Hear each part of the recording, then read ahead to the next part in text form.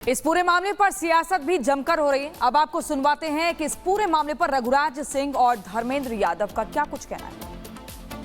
जैसे मस्जिद को त्रिपाल से ढकते हैं, ऐसे ही इनकी महिलाएं भी हिजाब पहनती है और त्रिपाल का हिजाब ये लोग बनवा लें, उससे आराम से उनकी टोपी गीली नहीं होगी, कहीं भी आ जा सकते हैं। आपके कहने का मतलब है पुरुष भी? जी पुरुष, मेरा क्या, टोपी वाले तो पुरुष ही हुए ना, तो जितने भी पुरुष हैं इनके, वो त्रिपाल का हिजाब बनवाए और उसको उस दिन के लिए पहने। सरकार बैठ के जिम्मेदारी से रास्ते निकालें और निकल रहे हैं रास्ते, ऐसा नहीं है। समाजी लोग बैठ के रास्ते निकाल रहे हैं और निकालेंगे। लोग रास्ता निकाल रहे हैं, कोई नई बात नहीं है, कोई पहली बार नहीं है। अक्सर ऐसी चीजें आती हैं, लोग समाज में बैठ के जो आपस में प्यार मोहब्बत भाईचारा, होली तो गले मिलने का त्योहार है। ये सरकार के लोग नहीं चाहते कि लोग गले मिलें, लोग भाईचारे में रहें, लोग मोहब्बत करें। ये सरकार बैठी हुई है, नफरत फैलाना चाहती है। और जतिन हमारे सहयोगी संभल से लाइव हमारे साथ जुड़ चुके हैं। जतिन, होली और रमजान में जुमे की नमाज को लेकर लगातार सियासतदान अलग अलग तरह की बयानबाजी कर रहे हैं। इस बयानबाजी के बीच प्रशासन की तैयारी का अगर जिक्र करें तो कैसी तैयारी है 14 मार्च को लेकर? बिल्कुल, देखिए, सियासत हो या नमाज की टाइमिंग को लेकर चर्चा हो, लेकिन संभल प्रशासन अलर्ट मोड पर है।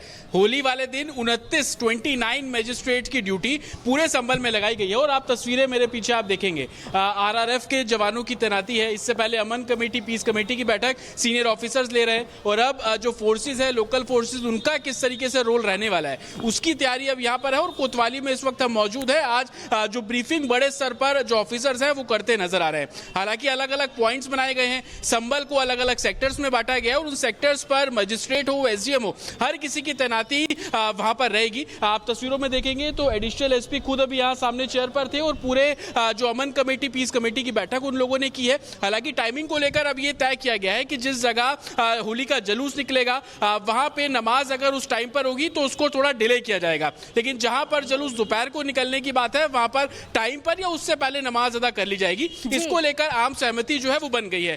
जिस रूट पर साथ ही बड़ा फैसला लिया गया है। कोशिश यही जारी है जतिन कि किसी भी तरीके से होली के रंग में भंग ना पड़े। बहुत शुक्रिया तमाम जानकारी के लिए। चलिए आगे बढ़ेंगे और अब बात करेंगे उत्तर प्रदेश के सीएम योगी आदित्यनाथ की, क्योंकि उन्होंने साफ तौर पर कह दिया है कि साजिश रचोगे तो नहीं बचोगे। तो मुख्यमंत्री योगी आदित्यनाथ ने एक बार फिर माफियाओं को अल्टीमेटम दे दिया है और यह कहा है कि जो खिलवाड़ करेगा उसको उसकी कीमत चुकानी पड़ेगी। वैसे योगी आज जौनपुर के दौरे पर हैं, जहां आप बता दें कि यहां पर कई तरह के कार्यक्रम जिसमें शामिल भी होने वाले हैं। रिपोर्ट दिखाते हैं।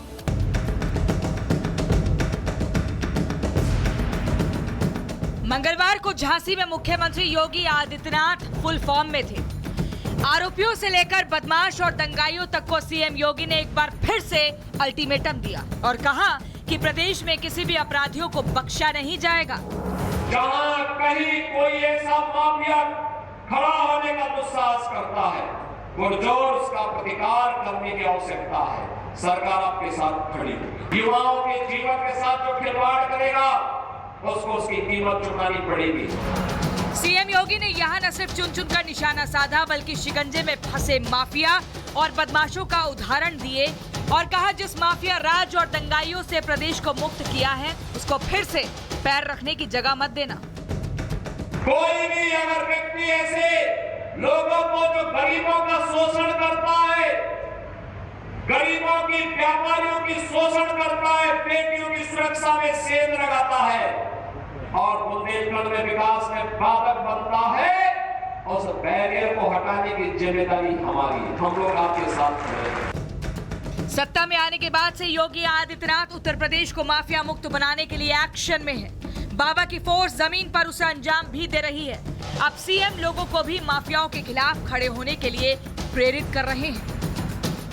सिर चढ़ करके बोलते थे, कैसे माफिया सिर चढ़ करके बोलते थे, छोटी छोटी बात को ले दंगा होता था।